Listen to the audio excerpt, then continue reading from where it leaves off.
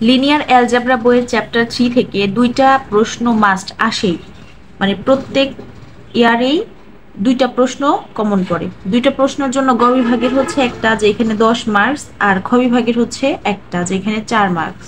তো এখানে মোট 14 মার্কস কমন পাওয়া যায়। মানে ঠিকভাবে যদি এই চ্যাপ্টারটা করা যায়, চ্যাপ্টারটা অনেক ইজি, একবার বুঝাইলেই অনেক মানে সহজেই অ্যান্সার করা যাবে, এত ইজি একটা চ্যাপ্টার। আর এখান থেকে 14 মার্কস কমন, তাহলে বোঝো ব্যাপারটা। তো এই চ্যাপ্টারটা মানে হচ্ছে আমাদের মিস করা একদমই উচিত না, আর এটা একটু ভালোভাবে বোঝার ট্রাই করতে হবে। তো এখানে মানে এই চ্যাপ্টারের সবগুলো অঙ্কতেই এরকম বলছে যে নিম্নলিখিত সমীকরণ জোটের সমাধান নির্ণয় করো।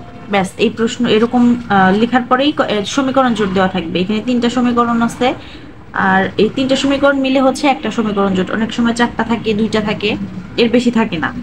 তো এভাবে সমীকরণ জোট থেকে সমাধানের জন্য আমাদের যে প্রসেসটা অবলম্বন করতে হবে সেটা হচ্ছে ইচালন পদ্ধতি। ইচালন পদ্ধতিতে সমীকরণ জোটের সমাধান নির্ণয় করতে হবে। সমাধান নির্ণয় বলতেই আমরা বুঝি এখানে যে চলকগুলো আছে চলকের মান নির্ণয় করতে হবে। চলক আছে হচ্ছে x1 এবং x2, দুইটা চলক, তার মানে আমাদের দুইটা মান নির্ণয় করতে হবে। 3টা সমীকরণ থেকে দুইটা মান নির্ণয় করতে হবে। তো ইচালন পদ্ধতিতে সমাধানের জন্য প্রথমে আমাদের এই পদ্ধতিটা সম্পর্কে জানতে হবে যে কিভাবে সমাধান নির্ণয় করতে হয়। তো ইচালন পদ্ধতির ক্ষেত্রে সমাধানের ক্ষেত্রে আমরা প্রথম লাইনের সাথে, বা এই যেটা হচ্ছে প্রথম লাইন, এটা দ্বিতীয় লাইন, এটা তৃতীয় লাইন,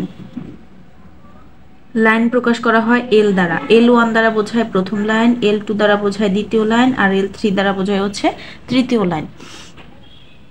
তো প্রথম যেই ধাপ সেটা হচ্ছে প্রথম লাইনের সাথে সম্পর্ক করতে হবে দ্বিতীয়, তৃতীয় বা অন্য যে কোনো লাইন আছে ওই লাইনগুলোর সাথে। মানে এটার সাথে বাকিগুলো সম্পর্ক করতে হবে, এমনভাবে সম্পর্ক করতে হবে যেন একটা চলক বাদ যায় যোগ বিয়োগের পরে। যেমন এখানে যে প্রথম লাইন, এটা এটার সাথে এটার কি সম্পর্ক করলে কোনো একটা চলক বাদ যাবে, কোনো একটা না, ঠিক প্রথম চলকটা বাদ যাবে। প্রথমটার সাথে কাজ করে প্রথম চলকটা বাদ দিতে হবে। তো এটার সাথে এটা যদি আমরা যোগ করি, যোগ করলে কিন্তু x1টা ভ্যানিশ হয়ে যায়, x2 পাবো, আমরা একটা মান পাবো। আবার এটার সাথে এটা যদি আমরা মানে মানে ইয়া করি, সম্পর্ক করি, সম্পর্কের ক্ষেত্রে এখানে x1 আছে, এখানে আছে 2x1। তো এটাকে যদি 2 দ্বারা গুণ করি, সবগুলাকে 2 দ্বারা গুণ করলে এখানে 2x1 পাবো, এখানে 2x1 আছে। এই সম্পূর্ণ অংশটাকে 2 দ্বারা আমরা যদি গুণ করি, গুণ করার পর যদি এটা থেকে বিয়োগ করি, তাহলে কিন্তু প্রথম চলকটা আমাদের বাদ যাবে। তো এইভাবেই আমাদের করতে হবে, প্রথম লাইনের সাথে বাকি লাইনগুলোকে সম্পর্ক করে প্রথম যে চলকটা ওইটা ভ্যানিশ করতে হবে। তারপরে আবার দ্বিতীয় লাইনের সাথে এটা এটা কাজ শেষ, বাদ। এরপরে দ্বিতীয় লাইনের সাথে বাকি যে লাইন থাকবে নিচের দিকে, এটার তো আর কোনো কাজ নাই। দ্বিতীয় সাথে তৃতীয় বা চতুর্থ যে কয়টা লাইন থাকবে, এখানে যেমন একটা লাইন আছে দ্বিতীয়, তৃতীয়, এটার সাথে এটা সম্পর্ক করে আমাদের দ্বিতীয় যে চলকটা সেটা বাদ দিতে হবে। আবার তৃতীয়র সাথে কাজ করে পরে যদি আরো লাইন থাকতো তাহলে দ্বিতীয়টার সাথে কাজ করে পরের লাইনগুলো সম্পর্ক করে তৃতীয় লাইনটা বাদ, মানে তৃতীয় চলকটা বাদ দিতে হতো। এখানে চলক যেহেতু দুইটা, তো আমাদের দুইটার সাথেই কাজ করতে হবে। আমি একটু দেখি মানে করে দিই, করলে পরে বেশি সহজ লাগবে, এইভাবে মুখে বললে অত বেশি বোঝা যায় না। তো শুরুতে আমাদের হচ্ছে প্রথম লাইনের সাথে এটা সম্পর্ক করতে হবে। সম্পর্ক করার ক্ষেত্রে কিরকম করতে হবে, আমাদের যেহেতু প্রথমটার সাথে কাজ করে দ্বিতীয়টা চেঞ্জ হবে, এটার তো কোনো চেঞ্জ নাই, এটার সাথে এটা সম্পর্ক করে এটার এই যে প্রথম চলকটা বাদ দিতে হবে, এটারও প্রথম চলকটা বাদ দিতে হবে। তার মানে আমাদের অপারেশন বা কাজ করব আমরা হচ্ছে দ্বিতীয় লাইন, মানে সংস্কার হবে। সংস্কার বলতে হচ্ছে এখানে কোনো একটা চলক বাদ যায়, নতুন একটা কিছু আসবে, এটা যা আছে তাই থাকবে, এটার কোনো মানে চেঞ্জ নাই। তো এটা ঠিক থাকলো। এখানে আমরা L2 প্রাইম সমান, এই প্রাইম দেওয়ার কারণ হচ্ছে আমরা এই লাইনটার সাথে কাজ করব, যে লাইনের সাথে কাজ করব ওই লাইনের ওইখানে যে প্রাইম চিহ্ন দিতে হবে। প্রাইম চিহ্ন দ্বারা বোঝাই হচ্ছে এখানে সংস্কার কাজ চলতেছে, এরকম কিছু। তো এখানে L2 প্রাইম সমান আমরা লিখতে পারি, এইটার থেকে এটা কি করতে হবে আমাদের, আগে L2 লিখবো, কারণ এটার সাথে কোনো কিছু গুণ করা লাগতেছে না, এটা সরাসরি এটা থেকে এটা যোগ করলেই হয়ে যাবে। আগে আমরা লিখবো L2, যেটার কাজ ওইটা আগে এখানে লিখবো। তারপর এটা থেকে এটা কি করতে হবে, যোগ করতে হবে, প্লাস দিব হচ্ছে L1, মানে এটার সাথে এটা যোগ করব। আর এই যে চিহ্নটা দিতে হবে, এটা হচ্ছে ইচালন সাইন, মানে আমরা ইচালন পদ্ধতিতে করতেছি তাই এই সাইনটা দিতে হবে। আবার আমাদের এইটারও তো কাজ করতে হবে, তো আমরা লিখবো হচ্ছে L3 প্রাইম ইকুয়াল, কার সাথে কাজ করব, L1, এটার সাথে এটার কাজ, এই যে এটার সাথে এটার কাজ করছি, আবার এটার সাথে এটার কাজ করব। L3 প্রাইম সমান আগে লিখবো L3, এখানে 2 আছে, এখানে তো 2 নাই, আর এটা হচ্ছে দুইটাই প্লাস, তো আমাদের মাইনাস করতে হবে, এটা থেকে এটা বিয়োগ করতে হবে, -2l1, মানে এটাকে 2 দ্বারা গুণ করব, তারপরে এটা থেকে এটা বিয়োগ করব, এটা বোঝাইছে এটা দ্বারা, মানে এই লেখাটা দ্বারা। এরপরে হচ্ছে এই যেরকম সমীকরণ জোট চিহ্নটা দিব।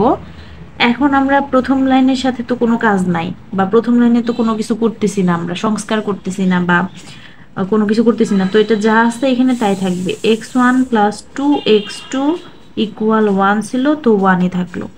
এরপরে হচ্ছে আমাদের দ্বিতীয় লাইন, এটা থেকে এটা যোগ করতে হবে। এখন এই পাশে আমরা একটু কি করব, এখানে হচ্ছে রাফ করব, রাফটা এই পাশেই করে দেওয়া উচিত, কারণ টিচাররাও যখন খাতা দেখবে তখন এখান থেকে রাফটা নিয়ে নিতে পারবে বা মানগুলা নিয়ে নিতে পারবে, মান ঠিক আছে কিনা এটা যাচাই করতে পারবে এখান থেকে। তো এটা রাফ লিখে প্রথমে লিখবো L2, L2 হচ্ছে এটা, তো -x1 + x2 = 0। এরপরে হচ্ছে এই যে +L1, L1 মানে এই যে এটা, তো লিখি x1 + 2x2 = 1। আচ্ছা, এখন কি করতে হবে, যোগ করতে হবে। যোগ করলে তো আর চিহ্ন চেঞ্জ হয় না, যা আছে তাই, এটা কাটা 0 হয়ে যায়। আর এটা যোগ করলে হয় 3x2 পাবো আমরা, এটা যোগ করলে হয় 1, যোগ করা হয়েছে, তো 3x2 হয় 1। এখানে আমরা লিখে দিতে পারি 3x2 = 1। এরপরেরটা, এটা আমরা কাজ করব এই যে এই হিসেবে, L3 আগে লিখতে হবে, L3 এটা, লাইন 3 এইটা, তো এটা আগে লিখবো 2x1 + 4x2 = হচ্ছে 3। এরপরে -2l1, 2l1 মানে হচ্ছে এই যে এটাকে 2 দ্বারা গুণ করব, সবটাকে এই 2 দ্বারা গুণ করব, 2 দ্বারা এটাকে গুণ করলে হবে 2x1 প্লাস এই 2 দ্বারা এটাকে গুণ করলে হবে হচ্ছে 2 দুগুণে 4x2 = হবে, 2 দ্বারা গুণ করতে হবে, হবে এখানে 2। এরপর হচ্ছে যে বিয়োগ করতে হবে, বিয়োগ করলে আমরা জানি চিহ্ন চেঞ্জ হয় নিচেরটার, এটা প্লাস আছে মাইনাস হয়ে গেল, প্লাস আছে মাইনাস হয়ে গেল, এখানে প্লাস আছে মাইনাস হয়ে গেল। এখন আমরা যোগ বিয়োগ করে দিব, এটা একটা প্লাস একটা মাইনাস কাটা যায়, তার মানে এটা হয় 0। এটাও সেম, একটা প্লাস একটা মাইনাস কাটা যায়, তার মানে এটা হয় 0। তো এটা আমরা সরাসরি 0 লিখে দিই, ইকুয়াল লিখতে পারি এখানে 3 - 2 মানে হচ্ছে 1, 3 থেকে 2 বিয়োগ করলে 1 হয়, 0 = হলো 1। তো আমরা এখানে লিখে দিব 0 = 1, যে মানটা পাবো এটা অবশ্যই এখানে লিখে দিতে হবে। এখন একটু খেয়াল করো, এখানে 0 = 1 আসছে মান, তো 0 = 1 কি কোনোভাবে পসিবল, মানে 0 কি 1 এর কখনো সমান হতে পারে? 0 তো কখনোই 1 এর সমান হতে পারে না, 1 = 1 হতে পারে, মানে 1 1 এর সমান হতে পারে, 0 কখনোই 1 এর সমান হতে পারে না। যেহেতু এখানে এরকম একটা সম্পর্ক আসছে যেটা কিনা অসঙ্গত সম্পর্ক, 0 কখনোই 1 এর সমান হতে পারে না। এখন আমি একটু বলি সমাধান নির্ণয়ের ক্ষেত্রে, মানে এই যে আমরা x1 x2, তো প্রথমে আমাদের মানগুলো নির্ণয় করতে হবে।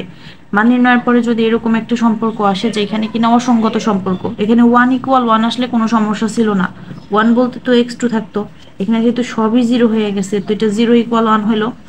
এইরকম সম্পর্ক থাকলে, যে সমাধানে অসঙ্গত আকার হলে, মানে 5 = 0, 10 = 0, 0 = 1 বা এই ধরনের কোনো সম্পর্ক হলে, এগুলো সব অসঙ্গত সম্পর্ক। 5 কখনোই 0 সমান হতে পারে না, 2 কখনোই 0 সমান হতে পারে না, 2 কখনো 3 সমান হতে পারে না, বোঝা গেছে ব্যাপারটা? তো এরকম আর কি। তো এরকম যদি আসে আকার, তাহলে সমীকরণ জোটের কোনো সমাধান থাকবে না বা কোনো সমাধান নেই।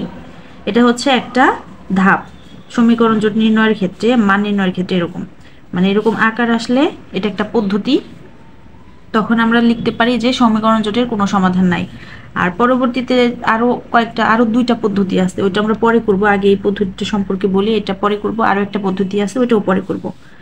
যেহেতু আমাদের এখানে একটা অসঙ্গত সম্পর্ক আসছে, তো আমাদের আর কোনো কিছু লেখার দরকার নাই, সরাসরি লিখে দিব যে এখানে 0 = 1 একটি অসঙ্গত সম্পর্ক, একটি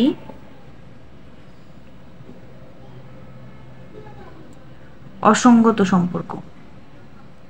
যেহেতু এটা অসঙ্গত সম্পর্ক, সুতরাং প্রদত্ত সমীকরণ জোটের কোনো সমাধান নেই, প্রদত্ত সমীকরণ জোটের কোনো সমাধান নেই।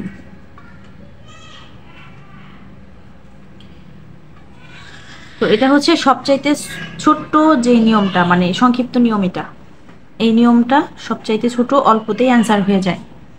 আরো 2টা নিয়ম আছে, ওই নিয়মগুলো আমরা পরবর্তীতে জানবো। আশা করি এটা বোঝা গেছে। ইচালন করতে গেলে অবশ্যই প্রথম লাইনের সাথে সম্পর্ক করতে হবে, দ্বিতীয় লাইনের অপারেশন আগে, তারপরে তৃতীয় লাইনের অপারেশন, সবগুলোর সাথেই মানে এটা এটা যেটাই আসুক একের সাথে সম্পর্ক করে আমাদের এরকম ইচালন চিহ্ন দিতে হবে। এরপরে যে যোগ বিয়োগ যাই করা লাগে, গুণ করা লাগুক, সব করে মানগুলাই যে এখানে বসাইতে হবে। যদি এরকম সম্পর্ক আসে আমরা এরকম একটা অ্যান্সার লিখে দিব।